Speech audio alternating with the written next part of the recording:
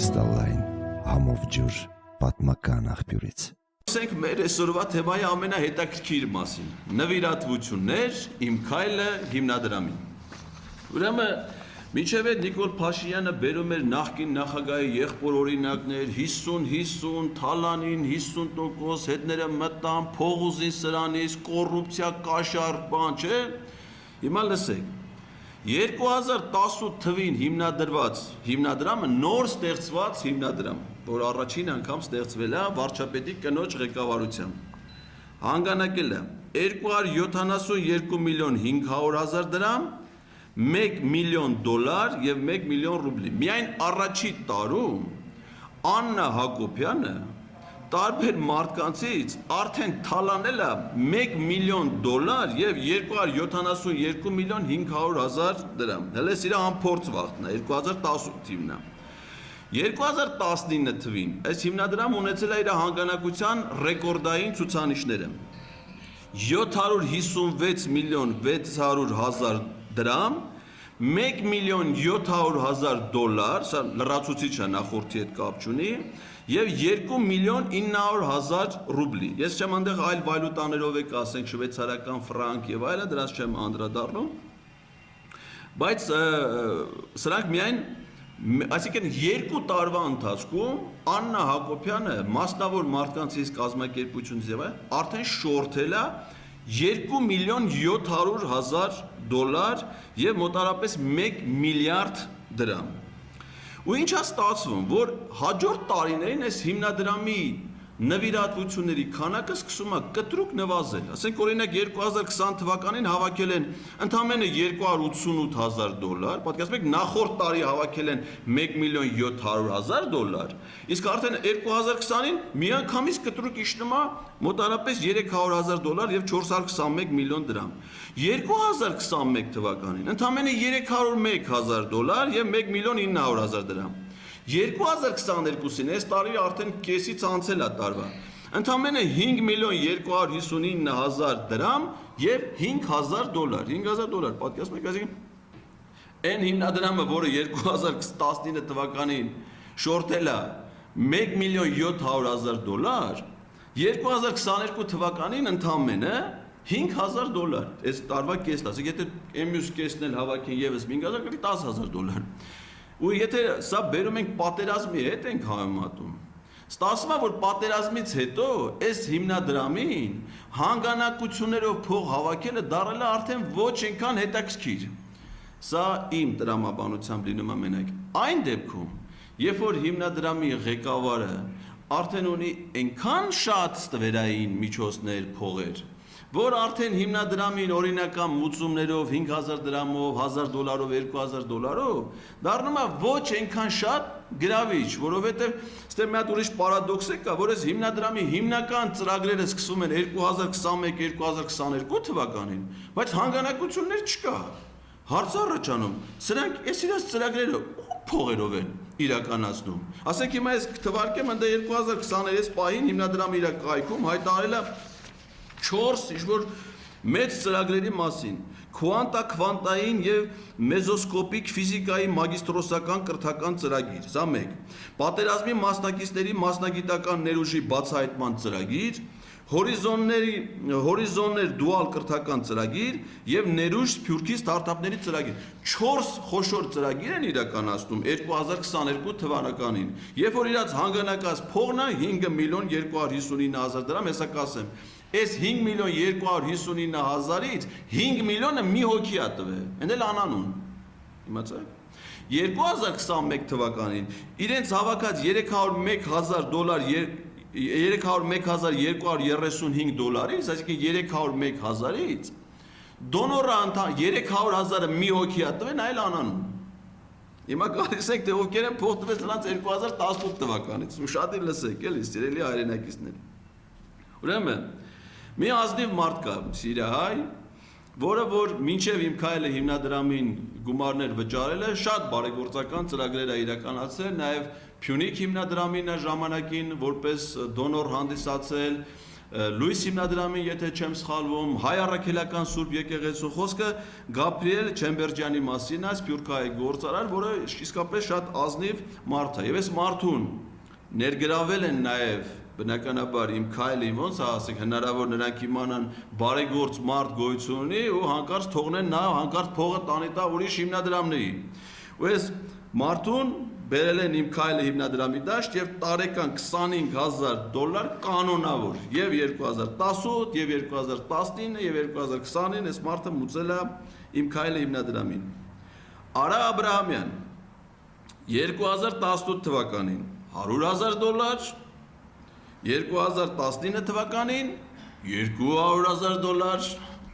թե ասենք հիմա հարց առաջանում չէ, թե Արա Աբրահամյանը ինչի պիտի այս հիմնադրամին, ասենք նոր ստեղծված հիմնադրամին փող մուծեր եւ ինչը կարող է լինել այդ փող մուծելու մոտիվացիան, եթե ոչ այն, որ այդ հիմնադրամի ղեկավարը Աննա Հակոբյանն է, Նիկոլ Փաշինյանի կինը։ Հիմա ես ինչի համար եմ սա ասում, որովհետեւ ես հիմա ձեզ ցույց եմ տալու կոնկրետ օրինակներ, որ այս վճարումները դրանք ուղղակի բարեգործական նվիրատվություններ չեն, դրանք կոնկրետ գործընթացներ են, որոնք իրար հետ ունեն տրամաբանական կապ։ Օրինակ, Հայաստանի նախկին նախագահը Արմեն Սարգսյանը, որը փախել է Հայաստանից եւ մինչ օրս չի վերադարձել, անհայտ կորած, որովհետեւ փախնելուց հետո ոչ մի տեսանյութ նրա մասին չի հրապարակվել, նա Հայաստան երբևէ չի վերադարձել, կասկածելի հրաժարականի դիմում է ներկայացրել, մի խոսքով դրան մենք մասին խոսել ենք։ Ուրեմն հիմա կարդում եմ պաշտոնական տեղեկատվություն, այս ինչ-որ կա լրիվ պաշտոնական աղբյուրներից է նախագահի կայքից։ Ուրեմն մի վարքան։ 2018 թվականի նոյեմբերի 8-ին Հանրապետության նախագահ Արմեն Սարգսյանը հյուրընկալել է վարչապետի պաշտոնակատար Նիկոլ Փաշինյանի տիկին Աննա Հակոբյանին։ Տիկին Աննա Հակոբյանը Հանրապետության նախագահին ներկայացրել է իր ղեկավարած «Իմ քայլը» հիմնադրամի գործունեությունն ու ծրագրերը։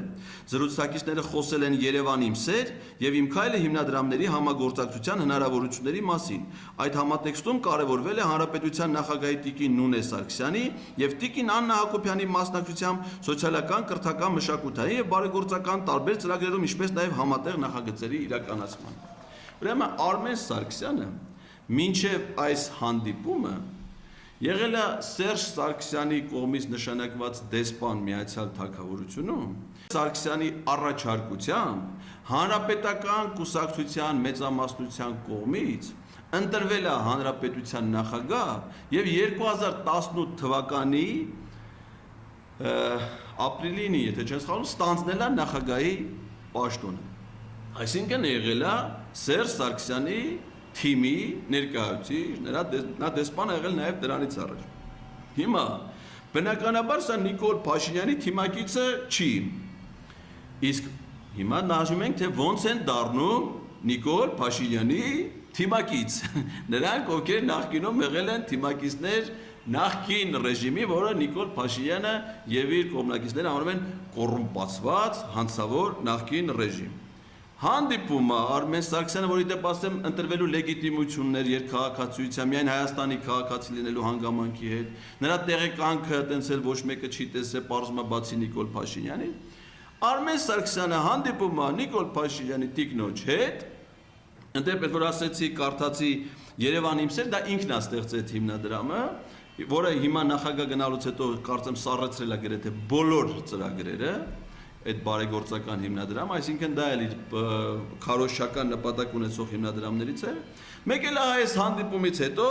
Իմ քայլը հիմնադրամի հաշվին հայտնվում է 4 միլիոն դրամ Premium Food ընկերությունից, Premium Food ասեմ ձեզ, դա մասնավոր ընկերություն է, որի սեփականատերը Արմեն Սարգսյանն է, կապված է իր ընտանիքի հետ, Հայաստան Nestle ընկերության բոլոր արտադրատեսակների, Carlsberg Group-ի, այդ թվում Baltica Garage-ի բոլոր արտադրատեսակները եւ բազմաթիվ այլ բրենդներ ներմուծող խոշոր ընկերություն է, մինչեւ հիմա էլ գործունեություն է իրականացնում, եւ ահա պարզվում է, որ պատահականորեն Արմեն Սարգսյանի եւ Աննա Հակոբյանի հանդիպումից հետո Premium Food ընկերությունը իմ քայլը հիմնադրամին փոխանցում է 4 միլիոն դրամ։ Իդեպ հաջորդ տարվա 2019-ի դոնորների մեջ կա 10 միլիոն դրամով մի դոնոր, որի անունն է, ինչքան էլ զարմանալի է, Արմեն Սարգսյան։ Կարող է պարզվի դա իհարկե ուրիշ Արմեն Սարգսյանը, բայց կարող է պատահի նաև ոչ։ Հիմա նայեք, մի շատ հետաքրքիր մուծում կա, գումարի չափը մեծ չի, բայց շատ խորհրդանշական է։ Տավուշի մարզպետ Հայկ Ղալումյանը 2018 թվականի, երբ որ այդ ժամանակ ինքը Իջևանի քաղաքապետի պաշտոնակատար էր, եկի Նիկոլ Փաշինյանի խավորն է, իմ քայլը հիմնադրամի մուծել է 30,000 դրամ։ Իհարկե դժվար է մտածել, որ 30,000 դրամ վերցնում են եւ մարզպետ են նշանակում, բայց փաստա, որ Նիկոլ Փաշինյանի ընտանիքի այդ անդամներից մեկը այդ հիմնադրամի մուծել է 30,000, այդ փոքր դոնորների մեջ տպավորիչը սրա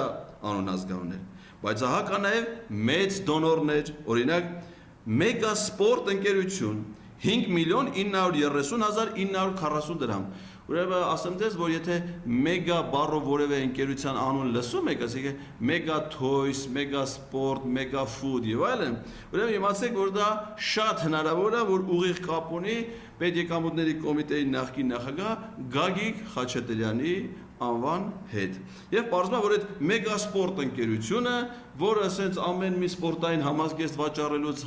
մեջը աշխատում է 2,000, 5,000, 10,000 եւ այլն դրամներ, հավաքում է այդ գումարը եւ մոտավորապես 6 միլիոն դրամով միանգամից հանձնում է Տիկին Աննա Հակոբյանի բարեգործության։ Շատ հետաքրքիր մի դոնոր կա 2018 թվականին, անունը կարող է այդքան հայտնի չի, բայց ազգանունը կարծում եմ քուշի։ Ջավահիր Ծառուկյան 12 միլիոն դրամ մուծել է 2018 թվականին իմ քայլը հիմնադրամին։ Ասեմ ձեզ, ուրեմն այս հիմնադրամում չափազանց շատ են բոլոր տարիներին անանուն դոնորները ու հիմնական մեծ գումար մուծողները գրված է անանուն։ Օրենքը թույլ տալիս է, որպեսզի նվիրատուն իր անունը չհրապարակի, բայց դա հիմնականում ինչի համար է նախատեսված, որ քանի որ բարեգործությունը դա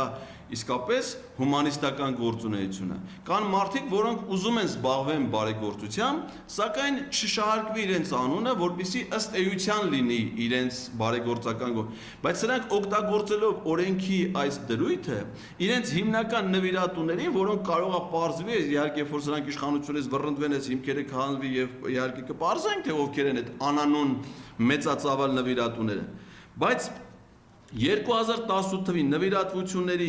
77 միլիոն 500,000 կամ բոլոր նվիրատվությունների 28.4%, այսինքն 1/3-ը եղել են անանուն նվիրատուներ։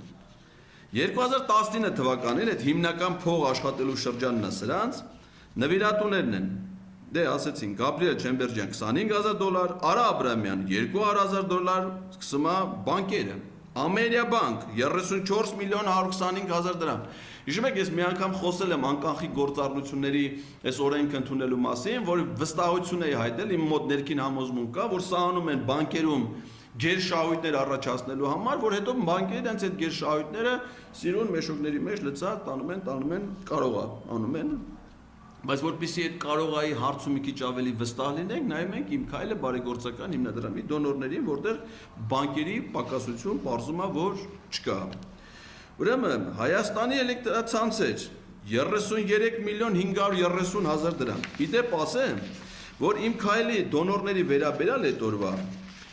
մամուլում տեղեկություն է, այսինքն իմ քայլը հիմնադրամի պաշտոնական տեղեկություն է գնացել, որ դա եղել է 2019 թվականի դեկտեմբերի 26-ին Դվին Music Hall-ում կազմակերպվել է դրամահավաքություն եւ դրա վերաբերյալ ասել է իմ քայլի մեջ, որ Հայաստանի էլեկտրական ցանցերը մուծել է 7 միլիոն ՀՀ դրամ։ Բայց փաստացի իրանց նվիրատուների ցանկում նշված է 33 միլիոն 530,000, այսինքն կարող է սկզբից տրամաբանությունը ինչ է հուշում, որ ցանցերն եկել են ասել են մենք 7 միլիոն կտանք, բայց հետո ասել են չհասկացանք, էս էլ 7 միլիոն տա, այնի դուք էլ 7 միլիոն տաք, խոշոր ընկերություն ուրեմն բերեք մուծեք ու ստիպել են սրանց, որպեսզի սրանք մուծեն 33 միլիոն 530,000։ Սա հատկապես ասում եմ այն մարդկանց համար, ում տան հոսանքը անջատում են 3,000 դրամ պարտքի պատճառով։ Իմացեք, որ այդ ընկերությունը, որ ձեր հոսանքը անջատում է փոքր գումարների պարտքի պատճառով, 2019 թվականին Աննա Հակոբյանի հիմնադրամին մուծել է 33 միլիոն 530,000 դրամ։ Ինեկո բանկ 24 միլիոն 300,000 դրամ։ Յուքոմ, այս կարող է մեգա յուքոմ չի, բայց կարող է պատահի մեգաների հետ պակաս կապ չունի։ 15 միլիոն դրամ։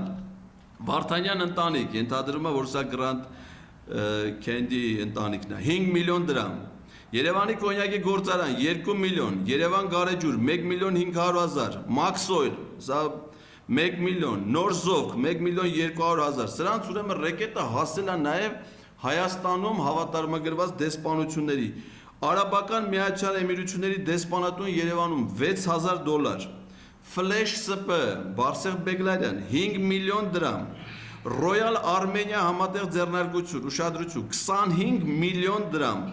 Հիմա գալիս ենք մի քիչ ավելի հետաքրքիր նվիրատուների, որը կապ ունի տրամաբանական գործողությունների հետ։ Alex Holding, նրանք ովքեր այդքան Alex-ների հետ առնչություն չունեն, ասեմ որ Alex անուն, եթե մեկ անունով ընկերությունները կապ ունեն առավելապես Գագիկ Խաչատրյանի հետ, ապա Alex-ները Սամվել Ալեքսանյանի ընտանիքի հետ։ Ուրեմն Alex Holding-ը մուծվել է 33 միլիոն 600 հազար դրամ, իսկ Սամվել Ալեքսանյանի դուստրը առանձին, որպես ֆիզիկական անձ, 10 միլիոն դրամ, իսկ Երևան City սուպերմարկետների ցանցը առանձին 34 միլիոն 500 հազար դրամ։ Հիմա որպեսզի ձեր մոտ հարց չառաջանա, թե Սամվել Ալեքսանյանը եւ իր ընկերությունները City-ն, որը մեզ բոնուսային քարտեր են տալի ամբողջ տարվա մեր առևտրի կուտակումներից առաջանում ընդամենը 10,500 դրամի խնայողություն, ինչի է որոշել մոտավորապես 100 միլիոն դրամի չափ փող տա Իմ Քայլը հիմնադրամի, ես ձեզ մի դրվագ եմ հիշեցնում, որ երբ որ Նիկոլ Փաշինյանը նոր եկել իշխանության, այն սև դիմակավոր ԱԱՑ-ավորների առաջին ներխուժումը համակարգիչներ ներգրավելու բան, ոնց որ թե եղավ Երևան City ընկերությունների գխամաս բռնագրավումներ եւ այլն, մի հատ աղմկահարույց քրեական գործ, որի մասին մենք բոլորս իմացանք, սև դիմակները տեսանք, բայց այդ գործի հանգուցալուծման մասին այտենց էլ ոչ մի բան չլսեցինք, բայց կարող ենք իմանալ, թե այս ընկերությունը, այս ընտանիքը ինչ կարգի դոնոր է հանդիսացել Իմ Քայլը հիմնադրամի համար։ Ուրեմն Իմ Քայլը հիմնադրամի 2020 թվականի դոնորների մեջ կա մի դոնոր, որի վճարումը կազմում է 200 միլիոն դրամ, մի հոգի վճարել է 200 միլիոն դրամ, եւ ինքը հիմնադրամի կայքում նշված է անանուն, այսինքն պարզ չի, թե դա ով է վճարել։ Ես իհարկե մի քիչ էլ որ ուսումնասիրեցի, պարզեցի, որ դա ըստ էության ամենայն հավանականությամբ Զանգեզուրի պղնձա մոլիբդենային կոմբինատն է, որովհետև այդ մամուլի հաղորդագրությունը, որ իրանք տվել էին դեկտեմբերին 2019 թվականի, ընդեն նշում են, որ Զանգեզուրի կոմբինատը Իմ Քայլը հիմնադրամին տվել է 200 միլիոն դրամ, այսինքն դժվար թե այդ գումարը նույն ձևով կրկնված լինի, այսինքն ամենայն հավանականությամբ դա հենց նույն փողի մասին է խոսքը։ Զանգեզուրի պղնձա մոլիբդենային կոմբինատը, բացի դրանից, որ Հայաստանի ամենախոշոր հարկատունն է, սրա հետ կապված այլ հետաքրքիր պատմություններ էլ կան։ Եթե հիշում եք, Նիկոլ Փաշինյանը, երբ որ մուրճը ձեռքը շրջում էր հանրապետությունով նախընտրական շրջանում, ասաց Զանգեզուրի կոմբինատ, դուք կարմիր գծերը անցել եք, եւ այս մուրճը կարող է իջնի նաեւ ձեր գլխին։ Դրանից հետո Զանգեզուրի կոմբինատի բաժնետոմսերի 25%-ը անցել է վարչապետի գրասենյակի ղեկավարմանը, տնօրինությանը, իսկ ահա մինչև այդ սրանք ստիպել են այդ կոմբինատին 200 միլիոն դրամ փող նվիրաբերել Աննա Հակոբյանի գլխավորած հիմնադրամին։ 2019 թվականի իրանց ընդհանուր նվիրատվությունների 34.1%-ը, 1/3-ից ավելին եղել է բացառապես անանուն աղբյուրներից, ընդ որում դրանք հիմնականում մեծ գումարն են, այսինքն ընդ որոնք որ մտնում ես կայքում նայում ես 5000 դրամ մեկը, 10000 անունները գրած է, բայց 5 միլիոն դրամ, 10 միլիոն դրամ, 200 միլիոն անանուն, բոլորը։ Իդեպ ասեմ ձեզ, ես գտել եմ այս տեղեկությունները հիմնադրամի կայքի հին տարբերակից, որովհետև հիմիկվա կայք հիմա որ գրեք MyStep.am, բերում է միայն 2002 թվականի նվիրատվությունները, այսինքն նախորդ տարիների նվիրատվությունները արդեն թաքցրել են, արխիվացրել են, պիտի հավելյալ ջանքեր գործադրես, որպեսզի գնաս հասնես կայքի հին վերսիային եւ ընդեղից ըստ տարիների հանես նվիրատվությունների ցանկը։ Այս տարվա հիմիկվա կայքում իրանց բան նվիրատվությունները բերվում միայն 2002 թվականը աննշան փոքր գումարներ, այսինքն իրանք են հասկացել, որ այդ տեղեկությունը հնարավորինս պետք է քողարկել եւ մարդիկ կանցից հատուկ ջանքեր պահանջվի դա անելու համար։ մի շատ հետաքրքիր նվիրատվություն կա, որի մասին չեմ կարող չխոսել։ Ուրեմն հայաստանյաց առաքելական եկեղեցու ԱՄՆ հայոց արևմտյան թեմի առաջնորդարանը 2019 թվականին իմ քայլը հիմնադրամին մուծել է $50,000։ Ուրեմն ինչի համար է սա տպավորիչ, որովհետև ամբողջ աշխարհում մենք ենք մեր եկեղեցուն օգնում։ Եկեղեցին ինքն է դրա համավակներ անում իր, որտեղ դա ոչ առևտրային կազմակերպություն է։ Մայր տաճարի շինարարությունը արդեն 4-րդ տարին է չի ավարտվում միջոցների պակասի պատճառով։ Եկեղեցին ինքն է դիմում իր հավատավոր զավակներին, որպեսզի հանգանակություններ անեն։ Մայր տաճարի շինարարությունը ավարտին ասի, եւ ջալոց ասեմ շինարարությունը ավարտին չհասնելու պատճառներից մեկն էլ այն էր, որ մինչև անցյալ տարի կառավարությունը այդ շինարարության ծրագիրը չէր որակում որպես բարեգործական, այսինքն եթե շինարարություն արվեր, պետք է նաև 20% ավելացված արժեքի հարկ վճարել։ Իսկ մեր պետությունը համարում է, որ մայր տաճարի վերանորոգումը դա կոմերցիոն պրոյեկտ է։ Եթե որևէ մի շինարարական ընկերություն դա անում է, պետք է նաև հարկեր վճարի, չէին ազատում հարկերից։ Այն ժամանակ, երբ որ Սորոսի հիմնադրամի, բաց հասարակության ինստիտուտների հիմնադրամի բոլոր ծրագրերը ազատված են հարկերից եւ որակվել են որպես բարեգործական։ Եվ ահա մեր եկեղեցու ինքը ունի օգնության կարիք։ Մեկ է պարզվում է, որ հայ եկեղեցին ինքն է $50,000 հանգանակություն տալի իմ քայլը բարեգործական հիմնադրամին։ Հարց առաջանում թե ինչի կարար դառներ։ Այդ հարցը վերանում է այն դեպքում, երբ որ մենք մի փոքր թարմացնում ենք մեր հիշողությունը։ 2018 թվականին Նիկոլ Փաշինյանի վարչապետ ընտրվելուց մի քանի ամիս անց ամռանը ստեղծվեց այսպես կոչված Նոր Հայաստան, Նոր Հայրապետ մի նախաձեռնություն, որը ղեկավարում էր մի անհաջող հոգևորական Կոյուն, որին հետո կարգալույծ արեցին, եւ մի երիտասարդ գյումրեցի Կարեն Պետրոսյան։ Ուրեմն սրանք ցույցեր էին կազմակերպում, երթեր էին կազմակերպում եւ այլն։ Մի անգամ ուղղակի ֆիզիկապես հարձակվեցին ամենայն հայոց կաթողիկոսի վրա, երբ որ Վեհապար Հայրապետը գտնվում էր Գնդեվանքում, եւ ես հիշում եմ, որ Վեհապարի մամլոխոսնակ Տեր Վարամ Քահանան նույնիսկ Facebook-ում ահազանգ հնչեցրեց, որ Վեհապարի կյանքը վտանգված է։ Այնտեղ կային ոստիկանության ծառայողներ, որ գրեթե ոչինչ չէին անում, սրանք ինչ տեսակի անկարգություններ, ինչ տեսակի խուլիգանական պահվածք էին ցուցաբերում Վեհապարի նկատմամբ, իսկ նույն տարին 2018 թվականին սրանք ներխուժեցին նաև Մայր Աթոռի դիվանատան տարածք, այնտեղ նստել էին, ոստիկանները ոչ մի գործողություն չէին անում դրանց այնտեղից հեռացնելու եւ այլն, մամուլի հաղորդագրություն կա 2018 թվականի հոկտեմբեր, որ սրանք ներխուժել են ուրեմն Վեհարանի տարածք։ Եվ ահա 2019 թվական 50,000 մուծում իմ քայլը հիմնադրամի եւ այդ օրվանից մինչ օրս դադարեցվել է Նոր Հայաստան, Նոր Հայրապետ շարժումը։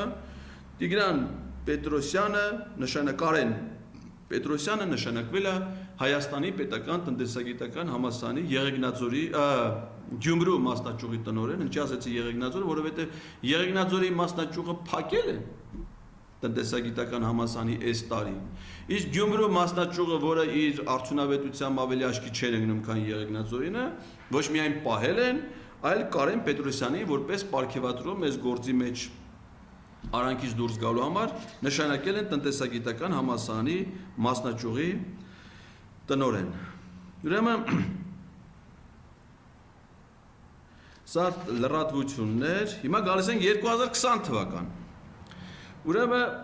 հերթական անգամ Գաբրիել Չեմբերջյան 12,600,000 մոտարապես նույն 20, այսինքն ամեն տարի այս մարդը $20,000 կանոնավոր մուծում է։ Դեկորա գրուպ 10 միլիոն, Արմեն Սարգսյան, սա այս մեր հարգարժանն է, 10 միլիոն, Arm Swiss Bank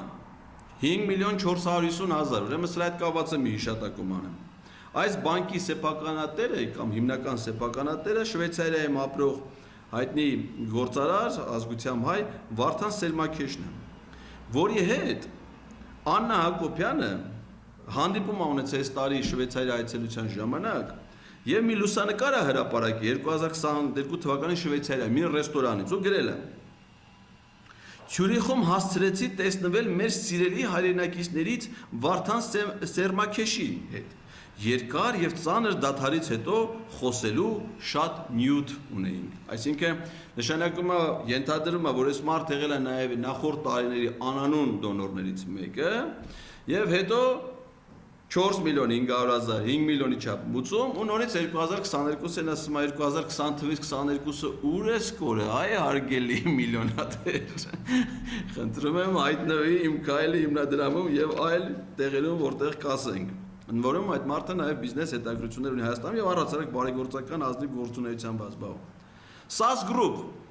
կարծում եմ, որ շատերն իմացան ինչի մասին է խոսքը։ 5 միլիոն դրամ։ Ապավեն ՍՊ, որի սեփականատերը Արսեն Ղազարյանն է, Հայաստանի գործարարների եւ արդյունաբերողների միության նախագահը, մուծել է 4 միլիոն դրամ Ապավեն ՍՊ-ն, իսկ ինքը Արսեն Ղազարյանը 20 միլիոն դրամ, նույն տարին իմ քայլը հիմնադրամին։ Armenia Wine 1 միլիոն, Հովնանյան International 1 միլիոն, ուրեմն MAP 1 միլիոն, Օհանյան բրենդի 1 միլիոն, Թամարա 1 միլիոն, Comfort ՍՊ 1 միլիոն, Բաղրամյան ալուրնը 1 միլիոն, ուրեմն 9 ընկերություն մուծել են ուղիղ 1 միլիոն դրամ։ Սա ասենք չի կարա, չէ՞, տրամաբանության մտածման, ոնց է չլի մեկը մի քիչ շատ կմուծի, մեկը քիչ կմուծի։ Որ դեպքում ալու, որ բոլոր ընկերությունները մեծ մասը նույն գումարն են վճարում։ Դնում է այն դեպքում, երբ որ իրանց ասում են, որ այդքան պետք է վճարեք, այսինքն հարկի տեսակը սամավատ, զանգում են տրամաբանությունը դա է ուշում, ասում է, այսքան մի մարդա մի միլիոն պիտի վճարեք իմ քայլն է հիմնադրամ։ Դրանք է սոսմը այն բան կար, չէ՞, ոսկի հորթի մեջ այն, որ Պանիկովսկին Կորեկոյի հետևից վազում է 2 միլիոն, հիմա այս իմ քայլը հիմնադրամինն է։ Այս մի միլիոնները վերցրած, այս բանը 2 միլիոն, ու սենց 10 ընկերությունից սրանք գանձել են ուղիղ 1 միլիոնական դրամ։ Ակբա Credit Agricole Bank 2 միլիոն 500,000 դրամ, Goodwin Bet, սա շահումով խաղերի կազմակերպող ընկերություն է, որը այդ ժամանակ խնդիր ուներ օրենսդրական փոյթը հիշում եք, Ալեն Սիմոնյանը մի օրենսդրական նախաձեռնություններ մտցրեց շրջանառության մեջ, որը որ պիտի շահումով խաղեր կազմակերպող ընկերությունների համար նպաստավոր վիճակներ ստեղծվեին, եւ պարզվում է, որ գրեթե այդ նույն ժամանակ պատահական շահումով խաղ կազմակերպող ընկերություններից մեկը իմ քայլը հիմնադրամին մուծում է 3 միլիոն դրամ, իսկ հետագայում Ալեն Սիմոնյանը այդ ընկերություններից մեկ այլ ընկերության սեփականատիրոջ մասնավոր օթանավով իր ընտանիքի եւ Նիկոլ Փաշինյանի աներձակի հետ գնում են Հունաստան եւ նախընտրում են ապարել ոչ միայն սեղանների կողքը, այլ նաեւ դրանց վրա։ Նոր զովք նորից այդ խանութների ցանցը 5 միլիոն 150,000 Նատալի Farm ՍՊ 10 միլիոն դրամ, սա իհարկե Ալեքս չի, բայց Նատալի Farm-ը ունի 10 միլիոն դրամ։ Եվ այս սա հետաքրքրությունը ինչու՞մ է կայանում, որ այս հիմնադրամը հիմա այս պայն ասեցի, իրականացնում է մի շարք ծրագրեր, որոնք ոչ մի ձևով տրամաբանությամբ չեն կապվում նրա ունեցած հանգանակած այս պահի ֆինանսական միջոցների հետ։ Բայց դրա փոխարեն ինչ ունենք, որ 2021 թվականի նոյեմբերի 19-ին այս հիմնադրամի գործադիր տնօրենը նշանակվել Մխիթար Հայրապետյան, այսինքն այն հիմնադրամը, որը որ համարվում էր բաց, թափանցիկ գործող, ինչ պիտի աներ, տրամաբանությունը ուշում է, որ պիտի մրցույթ հայտարարեին տնօրենի թափուր տեղի համար, լինեին բազմաթիվ հավակնորդներ, նայեն դրանց CV-ները, կենսագրությունները եւ լավագույնին ընտրեին որպես հիմնադրամի գործադիր տնօրեն։ Բայց դժբան եւ տենց էր ասեցի Կինան Հակոբյանը հիմնադրման ժամանակ, որ սա պիտի լինի բաց հրապարակային գործող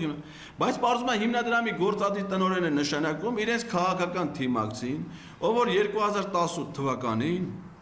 նշանակվել էր Սփյուռքի նախարար, հետո ազգային ժողովում հանձնաժողովի նախագահ, հետո 2021 թվականի ընտրություններում ասել էր իմ անունը գրեք ցուցակի վերջում, ԿՊ-ի падգամավորական ցուցակի վերջին համարը Մխիթար Հայրապետյան ասում, ասի ես էլ գործադիր չեմ ուզում, էլ իմ համար ուրիշ բան մտածեք, ասում են լավ, քեզ կտանենք մեր կոռուպցիոն հաստատության գանձապահ։ Ու տանում են Մխիթար Հայրապետյանին առանց մրցույթի նշանակում են Իմ քայլը հիմնադրամի տնօրենը միջայլոց ասեմ ձեզ, որ Մխիթար Հայրապետյանը եւ Վայոց ձորի նախկին մարզպետ սկանդալային պատմության մեջ հայտնված Տրթած Սարգսյանը համակուրսեցիներ են եւ սրանք իրանց որոշումներում պաշտոնների բաշխման այդ կոռուպցիոն մեխանիզմը սուբյեկտիվ միշտ են գործածել եւ Տրթած Սարգսյանը հիմա падգամավոր դառնալուց հետո Վայոց ձորի մարզպետն է Տրթած Սարգսյանի փաստաբանը, իսկ մարզպետի տեղակալը Տրթատի եղբայրը։ Ուրեմն այս հիմնադրամը սկսվում է հանրային հեռուստաընկերության տեսադաշտում, դա ասեցիք չէ, որ ընդ մի մարդ կա, ինչ էր այդ տղայի անունը, Վահագն Թևոսյան, որը պիտի ապահովի այս հիմնադրամի PR-ը։ Ուրեմն մի հատ դպրոց էին ընդամենը 2019 թվականի մի հատ փոքր դպրոցի գյուղական փոքր դահլիճ, էլ այսինքն մի հատ ճաշասենյակի չափ մի հատ դահլիճ, որոնց ոչ մի խաղային մարզավոճով չես կարա զբաղվել։ Հանրային հեռուստաընկերությունը 3 ռեպորտաժ է հրապարակել այդ ծրագրի իրականացման մասին, որ մասից նախագիծ կա, շենքի վատ վիճակում, մեկ է բացումը, ներկայ մի հատ, ասենք մեր տների ճաշասենյակի չափ մի հատ դահլիճ դպրոցի, մի հատ գյուղական դպրոցի փոքր մարզադահլիճ է, այդ որպես հիմնադրամի գործունեություն։ Ուրեմն Մխիթար Հայրապետյանը մի հատ Պետրոս Ղազարյանին հարցազրույց տվել փետրվարի 9-ին 2022 թվականին։ Մի հատ էլ հարցազրույցը տվել հանրային հեռուստաընկերության մի հատ ուրիշ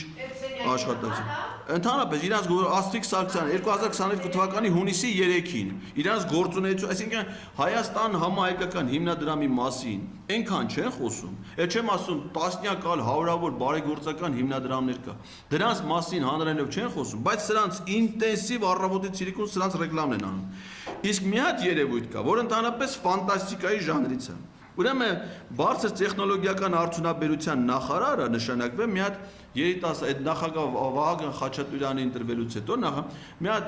երկար բան է նշանակվել է բարձր տեխնոլոգիական արդյունաբերության նախարար, ոչ անունը գիտեք որ ուրեմն ինչի տեղավոր երկար է։ Ուրեմն սա ինքն է այցել է իմ քայլը բարեգործական հիմնադրամ եւ հանդիպել Մխիթար, այսինքն պաշտոնական հաղորդագրությունը սենց է Մխիթար Հայրապետյանը իմ քայլի հյուրընկալել ընդունել է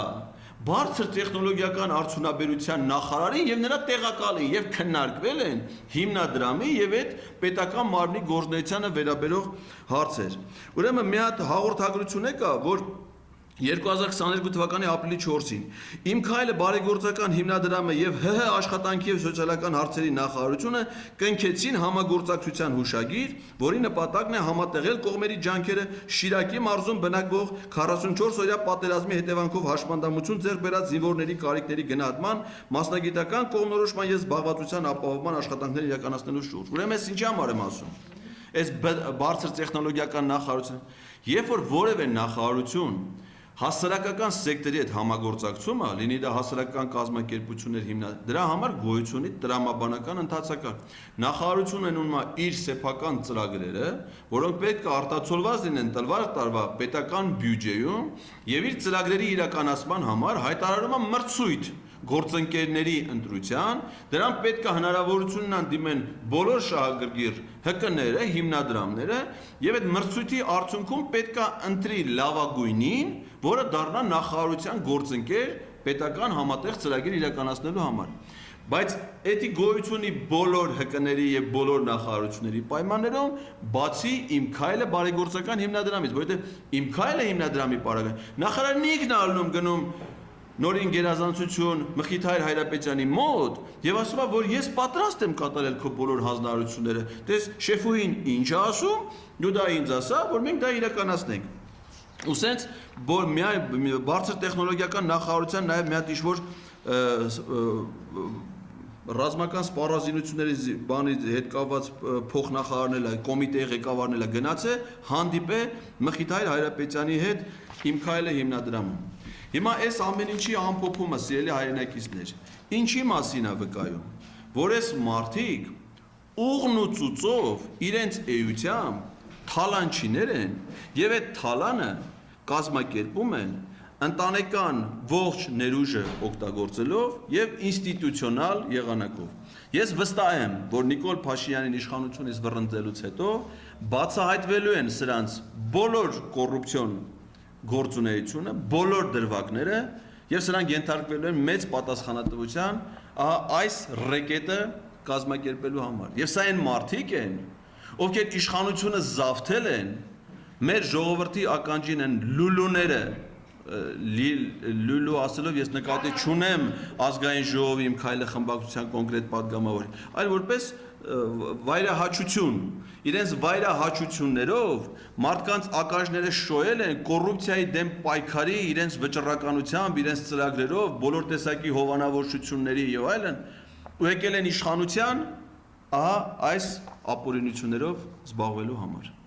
Այսքանը այսօրվա մասին, ես առաջիկայում կունենամ այլ թեմատիկ զրույցներ որոնց մասին ձեզ անպայման սիրով նախապես տեղյակ կպահեմ։ Ուզում եմ եւս մեկ անգամ շնորհակալություն հայտնել Հայելի մամուլի ակումբին, այս հրաշալի տաղավարը եւ իր կարող եմ արդեն վստահաբար ասել, շատ պատրաստված գրագետ լսարանը այս ներկայացման այս զրույցին տրամադրելու համար։ Շնորհակալություն։